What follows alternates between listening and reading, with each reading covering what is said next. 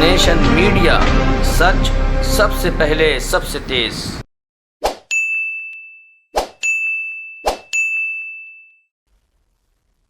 मुख्यमंत्री श्रीमान शिवराज सिंह जी चौहान, केंद्रीय मंत्रिमंडल में मेरे सहयोगीगण, मध्य प्रदेश सरकार के मंत्रीगण, संसद के मेरे सहयोगी, मध्य प्रदेश के विधायकगण, अन्य महानुभाव और मध्य प्रदेश के मेरे प्यारे भाइयों और बहनों, आज मध्य प्रदेश के लगभग 5.25 लाख गरीब परिवारों को उनके सपनों का पक्का घर मिल रहा है। कुछ ही दिन में नववर्ष विक्रम संवत 2079 शुरू होने जा रहा है। नववर्ष पर नए घर में गृह प्रवेश, ये अपने आप में ये जीवन की अनमोल वेला है। मैं इस समय आप सबको बहुत बहुत शुभकामनाएं देता हूं। साथियों, हमारे देश में कुछ दलों ने गरीबी दूर करने के लिए नारे बहुत लगाए, लेकिन गरीबों को सशक्त करने के लिए जितना होना चाहिए था वो नहीं हो पाया। और ये मेरा विश्वास है कि एक बार जब गरीब सशक्त होता है तो उसमें गरीबी से लड़ने का हौसला आता है। एक ईमानदार सरकार के प्रयास, एक सशक्त गरीब के प्रयास जब साथ मिलते हैं तो गरीबी भी परास्त होती है। इसलिए चाहे केंद्र में बीजेपी की सरकार हो या राज्यों में बीजेपी की सरकार है, सबका साथ सबका विकास के मंत्र पर चलते हुए गरीब को सशक्त करने में जुटी है। आज का ये कार्यक्रम इसी अभियान का हिस्सा है। प्रधानमंत्री आवास योजना के तहत गांवों में बने ये 5.25 लाख घर सिर्फ एक आंकड़ा नहीं है। ये 5.25 लाख घर देश में सशक्त होते गरीब का पहचान बन गए हैं। ये 5.25 लाख घर भाजपा सरकार के सेवा भाव की मिसाल है। ये 5.25 लाख घर गांव की गरीब महिलाओं को लखपति बनाने के अभियान का प्रतिबिंब है। मध्य प्रदेश के दूर सुदूर गांवों में, हमारे आदिवासी अंचलों में गरीबों को ये घर दिए जा रहे हैं। मैं मध्य प्रदेश के लोगों को इन 5.25 लाख घरों के लिए बधाई देता हूं। भाइयों और बहनों, गरीब को अपना पक्का घर देने का ये अभियान सिर्फ एक सरकारी योजना मात्र नहीं है। ये गांव को, गरीब को विश्वास देने की प्रतिबद्धता है। ये गरीब को गरीबी से बाहर निकालने की, गरीबी से लड़ने की हिम्मत देने की पहली सीढ़ी है। जब गरीब के सिर पर पक्की छत होती है तो वो अपना पूरा ध्यान बच्चों की पढ़ाई और दूसरे कामों में लगा पाता है। जब गरीब को घर मिलता है तो उसके जीवन में एक स्थिरता आती है। इसी सोच के साथ हमारी सरकार पीएम आवास योजना को सर्वोच्च प्राथमिकता दे रही है। पिछली सरकार ने, मेरे आने से पहले जो लोग थे, उन्होंने अपने कार्यकाल में कुछ लाख घर ही बनवाए थे। वहीं हमारी सरकार गरीबों को करीब करीब 2.5 करोड़ घर बनाकर दे चुकी है। इसमें 2 करोड़ घर गांवों में बनाए गए हैं। बीते 2 सालों में कोरोना के कारण आई अड़चनों के बावजूद इस काम को धीमा नहीं पड़ने दिया। मध्य प्रदेश में भी लगभग 30.5 लाख स्वीकृत आवासों में से 24 लाख से अधिक पूरे हो चुके हैं। इसका बहुत बड़ा लाभ बैगा, सहरिया और भरिया ऐसे ऐसे समाज के उन वर्गों को भी हो रहा है जो कभी पक्के घर के बारे में सोच भी नहीं सकते थे। भाइयों और बहनों, भाजपा सरकारें जहां भी हो, उनकी विशेषता यही है कि वो जमीन से जुड़ी हुई है। गरीब के हित, उसकी जरूरतों को पूरा करने के लिए दिन रात काम करती है।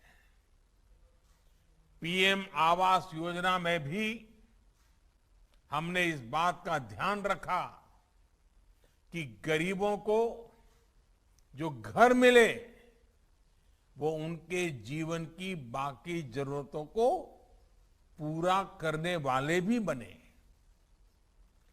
जैसे इस आवास में शौचालय है, इसमें सौभाग्य योजना के तहत बिजली कनेक्शन है, उजाला योजना के तहत एलईडी बल्ब होता है, उज्ज्वला योजना के तहत गैस कनेक्शन मिलता है और हर घर जल योजना के तहत पानी का कनेक्शन भी साथ आता है। यानी गरीब लाभार्थी को इन सुविधाओं के लिए अलग से सरकारी दफ्तरों के चक्कर काटने की जरूरत अब नहीं पड़ती। गरीब की सेवा की यही सोच है जो हर देशवासी का जीवन आसान बनाने के काम आ रही है। साथियों, भारत शक्ति की उपासना करने वाला देश है।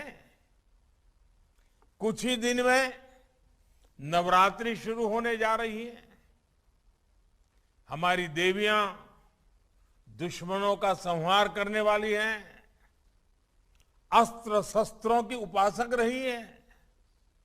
हमारी देवियां ज्ञान, कला, संस्कृति की प्रेरणा है। 21वीं सदी का भारत उन्हीं से प्रेरणा लेते हुए खुद को भी और अपनी नारी शक्ति को भी सशक्त करने में जुटा है। प्रधानमंत्री आवास योजना इसी अभियान का एक अहम हिस्सा है। पीएम आवास योजना के तहत जो घर बने हैं उनमें से करीब करीब 2 करोड़ घरों पर मालिकाना हक महिलाओं का भी है। इस मालिकाना हक ने घर के दूसरे आर्थिक फैसलों में भी महिलाओं की भागीदारी को मजबूत किया है। ये अपने आप में दुनिया की बड़ी बड़ी यूनिवर्सिटियों के लिए एक अध्ययन का विषय है, केस स्टडी का विषय है, जो मध्य प्रदेश की यूनिवर्सिटी द्वारा भी जरूर किया जाना चाहिए। भाइयों और बहनों, महिलाओं की परेशानी को दूर करने के लिए हमने हर घर जल पहुंचाने का बीड़ा भी उठाया है। बीते 2.5 साल में इस योजना के तहत देश भर में 6 करोड़ से अधिक परिवारों को शुद्ध पेयजल कनेक्शन मिल चुका है। योजना के शुरू होने के समय मध्य प्रदेश में 13 लाख ग्रामीण परिवारों के घर में पाइप से पानी आता था। आज 50 लाख परिवारों तक पाइप से पानी पहुंचाने के पड़ाव के हम बहुत ही निकट हैं। हम मध्य प्रदेश के हर ग्रामीण परिवार तक पाइप से पानी पहुंचाने के लिए प्रतिबद्ध हैं। साथियों, आज मैं मध्य प्रदेश समेत देश के उन सभी गरीबों को आश्वस्त करना चाहता हूं कि घर बनाने का अभियान तेज गति से चल रहा है। अभी भी कुछ लोगों तक पक्का घर नहीं मिला है, मुझे इसका पूरा पता है और मैं आपको कहने आया हूं, इस वर्ष के बजट में पूरे देश में 80 लाख से अधिक घर बनाने के लिए पैसे आवंटन करने का, राशि का प्रावधान किया गया है। इनमें से मध्य प्रदेश के भी लाखों परिवारों को लाभ होना आता है।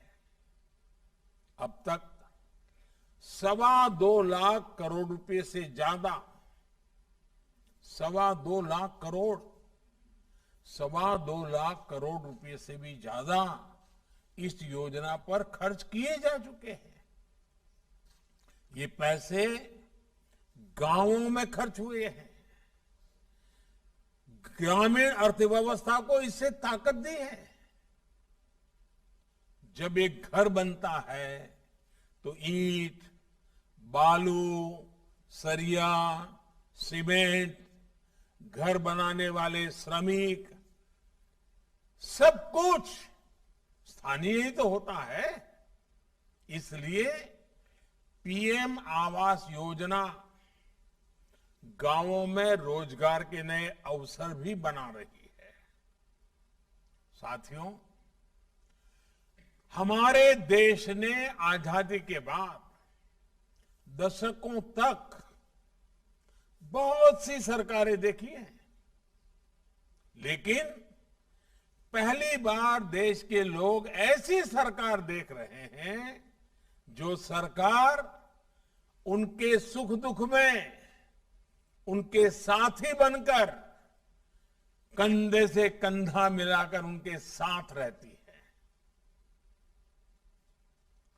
कोरोना के इतने बड़े संकट में भाजपा सरकार ने फिर साबित किया है कि गरीबों के लिए ये सरकार कितनी संवेदनशीलता के साथ काम करती है। गरीबों को मुफ्त वैक्सीनेशन हो या फिर गरीबों को मुफ्त राशन, और अभी शिवराज जी ने बड़े विस्तार से इसका वर्णन किया कि अभी 2 दिन पहले ही हम सब ने मिलकर के तय किया कि आने वाले 6 महीने तक ये प्रधानमंत्री गरीब कल्याण अन्न योजना को आगे बढ़ाया जाएगा ताकि गरीब के घर का चूल्हा जलता रहे। पहले कोरोना के कारण दुनिया मुसीबत में फंस गई। अब आज पूरी दुनिया लड़ाई के मैदान में उतरी हुई है। उसके कारण भी अनेक प्रकार की आर्थिक व्यवस्थाओं पर नया संकट पैदा होता जा रहा है। भारत के नागरिकों पर बोझ कम से कम कैसे हो, जितना हो सके उतना देश के नागरिकों को मदद पहुंचाने का प्रयास चल रहा है। भाई और बहनों, 100 साल में आई सबसे बड़ी महामारी में हमारी सरकार गरीबों को मुफ्त राशन के लिए 2,60,000 करोड़ रुपए खर्च कर चुकी है।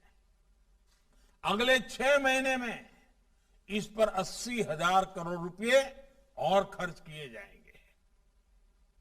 जो पहले की जनता की कमाई को लूट लेते थे, वो जनता की कमाई से अपनी तिजोरी भर लेते थे, वो आज भी इस योजना के लिए कुछ न कुछ हल्का फुल्का मजाक उड़ाना, झूठ फैलाना, भ्रम फैलाना, ये करते ही रहते हैं। मैं आज देश को एक जानकारी देना चाहता हूं, आप भी इसे ध्यान से सुनिएगा। साथियों, जब इन लोगों की सरकार थी तो इन्होंने गरीबों के राशन को लूटने के लिए अपने 4 करोड़, ये 4 करोड़ आंकड़ा बहुत बड़ा होता है, 4 करोड़ फर्जी, ऐसे जो नाम पैदा ही नहीं हुए, जिनका जन्म नहीं हुआ, ऐसे ऐसे नाम 4 करोड़ कागजों में तैनात कर दिए थे। इन 4 करोड़ फर्जी लोगों के नाम से राशन उठाया जाता था, बाजार में पिछले रास्ते से बेचा जाता था और उसके पैसे इन लोगों के काले कारनामे, काले खातों में पहुंच जाते थे। 2014 में सरकार में आने के बाद से ही हमारी सरकार ने इन फर्जी नामों को खोजना शुरू किया और इन्हें राशन की लिस्ट से हटाया ताकि गरीब को उसका हक मिल सके।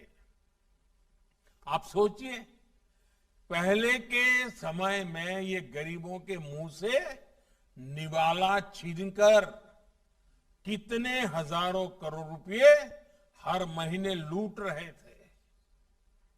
हमने राशन की दुकानों में आधुनिक मशीनें लगाकर ये भी सुनिश्चित किया कि राशन की चोरी ना हो पाए। आप सबको पता होगा, ये जो मशीन लगाना का हमने अभियान चलाया ना, उसकी भी इन लोगों ने मजाक उड़ाई थी। क्यों? क्योंकि उनको मालूम था कि मशीन आएगा, लोग अंगूठे की छाप लगाएंगे तो सच का सच चलेगा, और इसको रोकने के लिए ऐसी ऐसी हवाएं चलाई, यहां तक कह दिया कि राशन लेने जाएंगे और अंगूठा लगाएंगे तो कोरोना लग जाएगा। ऐसे ऐसे झूठ फैलाए। हमारी सरकार ने इन सब का फर्जी खेल बंद करा दिया, इसलिए लोग तिलमिलाए हुए हैं। आप कल्पना कर सकते हैं कि अगर राशन की दुकानों में पारदर्शिता नहीं आती, ये 4 करोड़ फर्जी नाम नहीं हटाए गए होते, तो कोरोना के इस संकट में गरीबों का क्या हाल होता। गरीबों के लिए समर्पित भाजपा की सरकार दिन रात गरीबों के लिए काम करती है। भाई और बहनों, हमारा प्रयास है कि आजादी के अमृत काल में हम मूल सुविधाओं को हर लाभार्थी तक तेजी से पहुंचा सके। ऐसे ही काम के बल पर हम योजनाओं के सैचुरेशन यानी हर योजना के 100% लाभार्थियों तक पहुंचाने के संकल्प पर काम कर रहे हैं। गांव में जिस योजना का जो लाभार्थी होगा, हितधारक होगा, उसको उसका हक उसके घर तक पहुंचना चाहिए। इसके लिए हम लगे हुए हैं। सैचुरेशन के इस लक्ष्य का सबसे बड़ा लाभ ये है कि कोई गरीब योजनाओं के लाभ से छूटेगा नहीं। सरकार सब तक पहुंचेगी। इससे भेदभाव की संभावना नहीं बचेगी, भ्रष्टाचार की संभावना नहीं बचेगी। आज समाज में आखिरी पंक्ति में बैठे व्यक्ति को भी लाभ देने की नीति हो, नियत हो, तो सबका साथ भी होगा, सबका विकास भी होगा। साथियों, गांवों की भूमिका का भी हम लगातार विस्तार कर रहे हैं। लंबे समय तक गांव की अर्थव्यवस्था को सिर्फ खेती तक ही सीमित करके देखा गया। हम खेती को, किसान को, पशुपालक को ड्रोन जैसी आधुनिक टेक्नोलॉजी और प्राकृतिक खेती जैसी पुरातन व्यवस्था की ओर प्रोत्साहित कर रहे हैं। साथ ही गांव की दूसरी क्षमताओं को भी निखार रहे हैं। लंबे समय तक गांव के घरों और गांव की जमीन पर आर्थिक गतिविधियां बहुत सीमित रही है, क्योंकि गांव की संपत्ति का रिकॉर्ड उस प्रकार से व्यवस्थित नहीं था। इसलिए गांव में कारोबार करने में, उद्योग उद्यम लगाने में, बैंक से लोन लेने में बहुत मुश्किल होती थी। अब स्वामित्व योजना के तहत गांव के घरों के कानूनी दस्तावेज तैयार किए जा रहे हैं। मध्य प्रदेश के सभी जिलों के 50,000 से अधिक गांवों में सर्वे किया जा रहा है। लगभग 3 लाख ग्रामीणों को उनके प्रॉपर्टी कार्ड सौंपे भी जा चुके हैं। ऐसे प्रावधानों से जमीन और घर के जुड़े विवादों में कमी आएगी और जरूरत पड़ने पर, जैसा मैंने कहा, बैंकों से मदद लेना सरल होगा। साथियों, मैं आज शिवराज जी की सरकार को एक और काम के लिए बधाई देना चाहता हूं। अनाज की सरकारी खरीद में एमपी ने गजब काम किया है, नया रिकॉर्ड बनाया है, देश के कई राज्यों को पीछे छोड़ दिया है। एमपी में किसानों के बैंक खाते में आज पहले के मुकाबले ज्यादा राशि दी जा रही है। सरकारी खरीद केंद्रों की संख्या बढ़ी है। पीएम किसान सम्मान निधि भी छोटे किसानों की बहुत मदद कर रही है। एमपी के करीब करीब 90 लाख छोटे किसानों को 13,000 करोड़ रुपए से ज्यादा की राशि उनके छोटे छोटे खर्चों के लिए दी गई है। साथियों, इस समय देश अपने आजादी का अमृत महोत्सव मना रहा है।